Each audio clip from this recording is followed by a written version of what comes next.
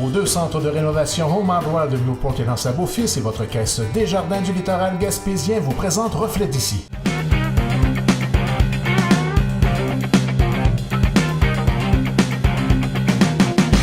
Alors, on se trouve à Percé, chez Hélène Réel, qui est généalogiste. Bonjour. Bonjour. Vous êtes à la veille de sortir un livre. Il est parti sur les presses, un livre de généalogie. De quoi est-ce qu'il s'agit? Ben, il s'agit du répertoire généalogique du Grand Chandler. Donc, c'est tout le territoire qui part de où Bonnat Arsenault était arrêté, lui, à Gascon. Et moi, le livre que j'avais publié en 2006 de Grande-Rivière, donc toute la section entre Gascon et Grande-Rivière, ça inclut Newport, Pabot Mills, Chandler, Sainte-Adélaïde de Pabot, Saint-François et les villages d'arrière-pays fermés. Donc, ce que ça contient, ce sont les naissances, les mariages et les décès, les événements de vie. Les gens qui me connaissent bien, il y en a plusieurs qui me connaissent bien dans la région parce que c'est ma 10e publication. Donc, ça contient les événements de vie, à partir de l'ouverture des paroisses jusqu'à aujourd'hui. Ben, il y a des parties qui ne sont pas complètes, mais en général, c'est pas mal complet. Ça contient des informations sur environ combien de personnes? Oh, ça, je ne m'attendais pas à cette question-là. Des dizaines de milliers de personnes. Il y a 816 pages de données. Donc quand on voit que sur un fichier Excel, sur une page, il y a une trentaine de noms. Donc, c'est dans les 200 000 inscriptions, à peu près. Donc, c'est énorme. C'est énorme. Ça fait des années que je travaille là-dessus, oui. Donc, on va parler un peu du concept derrière le livre. C'est un répertoire, il y a des naissances, des décès, des mariages. Mais à quoi est-ce que ça sert un livre comme celui-ci? Un répertoire généalogique, dans le fond, c'est la matière première des chercheurs, des historiens, des généalogistes, surtout des généalogistes, des gens qui veulent faire leur arbre de famille. Donc là-dedans, tu as toutes les personnes classées par ordre alphabétique, dans 3 sections différentes, les naissances, les mariages et les décès. Et ça sert à remonter les lignées ou à faire un arbre complet avec tous les frères et sœurs d'une famille. Ça dépend de ce que la personne cherche. Est-ce qu'elle cherche à trouver, ça peut servir par exemple à trouver, on veut savoir quelles familles irlandaises ont émigré dans ce secteur-là. Donc, les livres de généalogie, ça sert à ça. C'est la matière première et s'il n'y avait pas des généalogistes qui font ce travail de moine-là, c'est vraiment la base. Mm-hmm. Mais c'est vraiment plate à faire aussi. Puis, faire un livre à compte d'auteur et s'auto-éditer, c'est ça, c'est du boulot. Donc, vous avez mis combien de temps à travailler sur cet ouvrage-là? Plusieurs années. J'ai pris ma retraite en avril 2017. Donc, depuis avril 2017, je travaille là-dessus à plein temps, 7 jours par semaine, même pendant les vacances, des journées, des fois de 8-10 heures par jour. Avant 2017, ça a été je dirais 7-8 ans là, avant, où pendant que j'ai fait Grande-Rivière, par exemple, j'ai croisé des données sur des gens de Pabot ou de Newport ou de Chandler, je les ai notées. Donc moi, j'ai un fichier global qui contient tous les livres que j'ai faits et qui contient toutes les données que j'ai trouvées. Donc j'en ai extrait ceux pour le secteur qui concerne ce livre ici. Et donc, ça se calcule en nombre d'années. Les heures, c'est impossible de vous dire. Là, mais vous vous chargez vous-même de l'édition du livre. Donc, oui. C'est un très gros travail. Oui, bien, c'est aussi un gros investissement. Mais quand on est auteur et qu'on est débutant dans la généalogie, au début, j'ai eu l'Institut Drouin de Montréal qui m'a édité pour les 2-3 premiers. Et quand j'ai compris que c'était l'éditeur qui faisait les sous plus que l'auteur, j'ai décidé de le faire moi-même. C'est pas toujours parfait, mais on s'améliore de publication en publication. Puis maintenant, c'est le produit fini. Et mon modèle est bien connu. On me disait justement au Musée de la Gaspésie, mes livres sont tous là, qu'ils aiment beaucoup de la façon dont les données sont arrangées. C'est facile à trouver. Ça ressemble à un gros dictionnaire. Est-ce que vous pouvez nous montrer votre édition de Grande Rivière qui était déjà reliée, là? Donc, ça, le premier que j'ai fait de Grande Rivière, il était en 2 tomes. Ça part de 1851 jusqu'à... Le premier, c'était jusqu'en 2003. Mais en 2006, j'ai refait un autre volume en 1 tome, à compte d'auteur. Donc, ce livre-là, c'est une couverture dictionnaire. Et le répertoire du Grand Chandler va être comme ça aussi. Une couverture comme ça. C'est collé, c'est cousu. Et donc, c'est un bel ouvrage à avoir chez soi pour toutes les familles de la région. c'est un outil de collection. C'est un objet de collection, là. Parce que après la première publication, on fait toujours des réimpressions. Mais c'est des réimpressions qui ne sont pas à couverture rigide la plupart du temps, puis qui coûtent très cher parce que la moins grande quantité qu'on fait, le plus ça coûte cher. Donc, c'est mieux que les gens soient sensibilisés à se procurer le livre parce qu'il y en a qui pleurent encore pour en avoir, puis j'en ai plus. Il y a des réimpressions que je fais, là, comme par exemple ici, Douglastown. Donc, Douglastown, quand je le réimprime, je refais la couverture, je la plastifie, je la fais spiraler et ben, je les revends, mais faire des photocopies et des reliures comme ça, c'est vraiment comme 22 sous de la page. Donc, c'est sûr que plus le spiralage et tout ça, ça revient cher. Puis si je veux faire un peu d'argent pour investir dans les prochains livres, bien, il faut que je les vende au moins le double de ce que c'est qui me coûte, là. Donc, la première édition est vraiment très importante pour assurer la rentabilité du reste. Oui. Puis pour pouvoir continuer parce qu'il y a 2 types de généalogistes. Il y a les généalogistes qui accumulent beaucoup de données, mais qui ne veulent pas les partager. C'est leur droit, c'est leur choix, puis je respecte ça. Puis il y en a d'autres qui ont du plaisir, comme moi, à les diffuser. Parce qu'il faut que ça serve. Il ne faut pas que ça me serve juste à moi. Il n'y a pas d'argent à faire là-dedans. Là. Même les gens qui veulent un renseignement, ils vont m'appeler. Je cherche une date de décès ou quelque chose. Bon, c'est certain que si je garde tous les renseignements, que je ne les publie pas, les gens ils sont pris pour me téléphoner, me demander des informations ou chercher eux-mêmes sur Internet, s'abonner à un site qui coûte 100 ou 125$ par année. Donc, moi, mon plaisir, c'est de publier des livres, de voir les gens les utiliser. Ça, c'est ma récompense. Quand je vends un livre, là, c'est une fierté pour moi. C'est quelque chose qui va rester quand je ne serai plus là. Tu sais. Très bien. Je vais m'approcher un peu pour venir voir votre livre de plus près. Alors, je m'approche du livre ici. Si on commence par votre page couverture... Oui, la page couverture, c'est spécial cette fois-ci. Dans le livre, à la page 5, j'ai mis une pensée de Victor Hugo. On ne peut donner que 2 choses à nos enfants, des racines et des ailes. Et j'ai demandé à ma fille de 12 ans si elle voulait bien participer au projet. Donc, je lui ai lu cette pensée-là et elle a pondu un arbre avec des bonnes racines solides et des ailes. Avec notre rocher percé, c'est sûr, on est à percer. Donc, c'est vraiment une œuvre tout à fait appropriée. Oui. Comment s'appelle votre fille? Marie-Jeanne. Marie-Jeanne, donc Oui. très belle œuvre de Marie-Jeanne. Maintenant, si on va faire un tour à l'intérieur. Oui, ça va être la page arrière, là, la couverture arrière. Donc, ça représente les naissances, les unions et les décès. Donc, à l'intérieur, ce qu'on trouve, c'est, ça inclut les Newport, Pabot, Chandler, Sainte-Adélaïde, Saint-François, puis les villages d'arrière-pays. Et donc, je mets toujours une dédicace. Fait que dans la table des matières, vous avez en anglais et en français aussi. Tout le livre, je l'ai traduit. Donc, il y a les remerciements en français, les remerciements en anglais. Ensuite, je me présente. Je parle un peu de ce que c'est que j'ai déjà fait en généalogie. Bon, je suis accréditée comme généalogiste recherchiste agréée par la Fédération des sociétés de généalogie, en anglais aussi.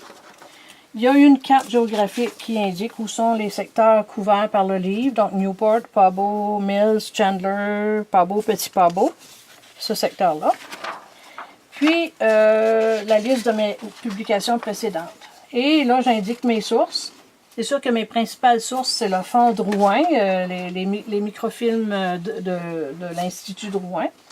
J'ai inclus cette fois-ci, c'est une nouveauté, que je n'ai pas faite dans les autres livres. J'ai fait une liste, un tableau des centenaires de la paroisse. Donc, toutes les personnes qui avaient 100 ans et plus à leur décès. Donc, ça part de 100 ans et 13 jours jusqu'à 106 ans et 3 mois. Donc, la plus vieille, c'était une Madame Ross, Marie-Marthe Adélaïde Ross, qui est décédée en 2015. Dans quel secteur, est-ce qu'on sait? Ross, ça doit être Chandler. Je ne me rappelle pas exactement. Ici, vous avez toute une liste des tableaux de famille. La première partie du livre, il y a des tableaux de famille comme ça. Là. Donc, c'est par ordre alphabétique. Ici, tu as William Amos ou Amos. Les gens ici disent Amos. Et donc, le père, la mère et les enfants qu'ils ont eus, avec les dates de naissance, de mariage ou de décès. Il y en a 60 comme ça. Donc, après la section des tableaux de famille, commence vraiment la liste des naissances, mariages et décès. Ici, vous avez des explications sur les données. Comment utiliser les données. Pourquoi, par exemple, je ne mets pas les Marie et les Joseph dans les prénoms des personnes parce que tout le monde serait classé dans les M et dans les J pour les gars et les filles. Donc, j'enlève Marie, à moins que la femme s'appelle Marie-Louise. Donc là, ça se peut, Marie-Louise. Alors, je donne des explications sur les données qui sont dans le livre. Et ici, j'ai fait la liste du contenu, c'est-à-dire pour le quartier Chandler, il y a les baptêmes, naissances, mariages, décès de 1915 à 99 complet. Puis je spécifie de 2000 à 2019 partiel. Donc, c'est sûr que ça ne sera jamais complet. Mais il y en a 816 pages. Il y en a beaucoup. Après, il y a la section des baptêmes ou des naissances. Là. Mais c'est surtout des baptêmes dans ce cas ici. Donc, vous avez le nom de l'enfant. Et ici, là, il y a une petite colonne où j'indique Newport ou Chandler ou Pabo ou de quelle paroisse ou de quel village ils étaient. Il y a aussi, dans le pied de page, il y a des explications sur les abréviations que j'utilise ici. Donc, le nom de la personne, son nom tel qu'à l'origine, puis son nom que j'ai normalisé. Je vais vous dire pourquoi. Des Alain, il y en a avec un L, il y en a un avec 2 L. Donc, pour faciliter la recherche, dans la première colonne, j'ai mis un L pour tout le monde. Et dans la deuxième colonne, là, je mets vraiment, si c'était un Alain avec 2 L, je l'inscris. Même chose pour De Reich et Dareich. Donc, si la personne a été baptisée Dareich, ben, il est avec les autres. Mais s'il a été baptisé De Reich, dans la première colonne, il va avoir Dareich, et dans la deuxième colonne, il va avoir son De Reich tel qu'à l'être. Ensuite, tu as le prénom de l'enfant, sa date de naissance, année, mois, jour. Toujours important de prendre cette séquence-là. Et ensuite, il y a le nom du père et le nom de la mère. Donc, il y a beaucoup de naissances dans cet ouvrage-là. Oh, oui. C'est toute une partie de la région, de l'histoire de la région qui est là. Oui. Puis j'aurais dû regarder combien il y en avait au départ, mais je pourrais quand même vous le dire rapidement tantôt avec mon fichier Excel. Ensuite, tu as la section des mariages. Vous savez, pour faire ce livre-là, j'ai utilisé 4 ou 5 logiciels. Il y a Word pour des pages comme ça. Il y a Excel pour les listes. Il y a Généatique pour faire les tableaux. Il y a Acrobat pour faire les fichiers PDF, l'assemblage. Donc, ça prend beaucoup de matériel. Donc, les mariages, tu as le nom de l'époux, le nom de l'épouse, le lieu et la date du mariage. Par contre, tous mes mariages sont en double parce que je mets aussi les femmes. La plupart des livres de généalogie, des mariages, ils sont par ordre de nom de famille des hommes. Ça fait que moi, ce que j'ai fait, j'ai tout simplement doublé. Donc, si, mettons qu'il y a Hélène Réel et Gérard Le Discorde, dans la première colonne, vous allez me retrouver dans les R et aussi dans les L pour Gérard. Donc, ça, ça veut dire que les mariages qu'il y a ici sont en double pour que tout le monde puisse se retrouver facilement. Donc, on peut chercher avec le nom de la femme aussi, Oui, ce c'est qui ça. n'est C'est pas forcément le cas partout, là. Non, j'ai pas voulu être sexiste, voyez-vous. Bonne idée. Oui. Ensuite, tu as les sépultures ou les décès. Parce qu'il y a de plus en plus de gens, par exemple, qui viennent se faire enterrer ici, puis qui sont morts en ville. Dans les mariages, j'ai oublié de dire aussi qu'il n'y a pas seulement les mariages du secteur. Si on prend comme exemple ici, tu as, je sais pas moi, un Fahey, Suzanne Fahey, elle est mariée à Newport. OK, c'est pas un bon exemple, mais Falardeau France, qui est mariée avec un huard. OK? Eux autres se sont mariés à Montréal, à la Nativité de la Sainte Vierge. Donc, je mets le nom de la paroisse entre parenthèses. Puis, le huard, il devait venir de Newport ou de Pabot, là. Mais il a été baptisé ou il est né par ici, mais il s'est marié en ville. Donc, j'ai cherché tous les mariages de tout le monde qui est né ici aussi. Donc, tu n'as pas juste des mariages du coin, tu as des mariages d'Ontario, de la Colombie-Britannique, du Nouveau-Brunswick, des États-Unis, tu en as de partout, là. Donc, c'est beaucoup plus représentatif du Mouvement de la population aussi. C'est ça qui est intéressant de voir. S'il y a des généalogistes après qui mettons, font une recherche sur les huards, bon, ils vont savoir que, bon, il y a dans telle ville, il y a un huard qui s'est marié en telle année. Et ensuite, les décès, mais là, je mets encore dans la colonne ici le village d'où il venait, le nom de la personne, son prénom, la date du décès, l'âge au décès, et puis là, en année, mois, jour. Je les ai toutes calculées. Donc, pour calculer ça, il faut trouver la date de naissance de la personne et la soustraire de la date de décès, ce qui fait que ça donne en année, mois, jour, le père, la mère et le conjoint. Donc, j'essaye de... Donc, vous avez fait beaucoup de mathématiques. Oui, j'ai appris à soustraire. Fait que c'est ça. Et à la fin du livre, j'ai voulu mettre une section où les gens pourront ajouter des personnes de leur famille. Donc, tu sais, je suggère aux gens, quand ils vont acheter le livre, de peut-être s'assurer de, je sais pas, faire une copie d'une page comme ça, où je peux leur en fournir une. Et puis, tu sais, il y en a seulement une de chaque, là. Je ne pouvais pas en mettre beaucoup. J'étais rendue à 815 pages. Donc, il y a une page pour les naissances, il y en a une pour les mariages, puis il y en a une pour les décès. Fait que les gens pourront ajouter les personnes qui veulent ajouter de leur famille. Donc, ça va faire un livre vivant. Oui. Éventuellement, les futures éditions vont pouvoir être bonifiées avec les notes de ces gens-là? Peut-être pas, parce que c'est que quand tu refais une mise à jour comme ça, il faut tout retravailler le livre et tout refaire la mise en page et l'assemblage, c'est de la job, là. Puis j'en vendrais pas assez pour que ça vaille l'investissement. C'est pour ça que j'ai mis ça, pour que les gens puissent dire, bon, ben moi, j'ai une petite fille qui est née cette année, OK, ajoutez-la. Puis laissez ça à votre famille quand vous allez. Donc, ça va se passer de génération en génération. Ben oui, c'est quelque chose qui se lègue, oui, de génération en génération. Donc, la sortie du livre est prévue pour quel moment environ? Là? Dans 2-3 semaines, c'est-à-dire vers la mi-mars, là, ça devrait être arrivé et prêt à être vendu. Donc, les personnes qui vont vouloir s'en procurer des copies, vont trouver ça où? Ils vont communiquer avec moi. Je suis sur Facebook, Hélène Réel, E-L-A-I-N-E Réel. On peut me téléphoner au 418-782-7137. Et pour chacun des livres que je vais vendre du Grand Chandler, je donne 5 au corps de cadet des Anses.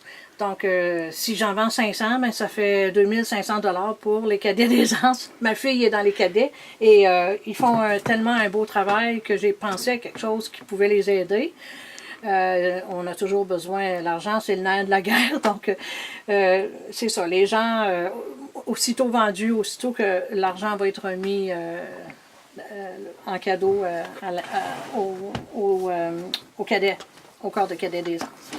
Très bien. Et ben, c'est ça, on peut me téléphoner. Là, je suis arrangée avec les cadets que quand il y aura des gens qui voudront venir en chercher plutôt que de se rendre à Percé, moi, tous les mardis soirs, ma fille, elle a ses cadets à la polyvalente de Grande-Rivière. Donc, si les gens ne peuvent pas se rendre à Percé, ils peuvent venir là chercher leurs livres ou venir tout simplement s'en acheter un. Chaque mardi soir, je vais être là avec une caisse de livres, puis je vais être disponible. Le prix du livre, ça va être 125 $. Ce qui est un prix élevé, mais c'est ce que ça coûte. Parce c'est que des années de travail. Il aurait fallu que je le vende plus cher, mais je ne l'aurais pas vendu non plus. Donc, c'est sûr que juste la couverture rigide, j'ai pris une couverture pas seulement collée, mais cousue aussi, pour que ce soit très solide et que ça dure longtemps. C'est comme un dictionnaire, mais il y a tellement de travail là-dedans que... Puis ça inclut 4-5 paroisses. Donc, d'habitude, je les vends 100 $, mais il y a une paroisse dans le livre, ou 80, tu sais. Mais avec le nombre de pages qu'il y a dedans aussi, il m'a coûté plus cher qu'un livre qui a 300 pages dedans, là. Donc, on ne calcule pas notre travail. On calcule ce que ça a coûté pour imprimer, puis les abonnements, l'achat de matériel et tout ça. Et je dois le vendre 125 $. Très bien. Donc, Hélène Réel, merci beaucoup. C'est au plaisir de découvrir votre œuvre. Merci.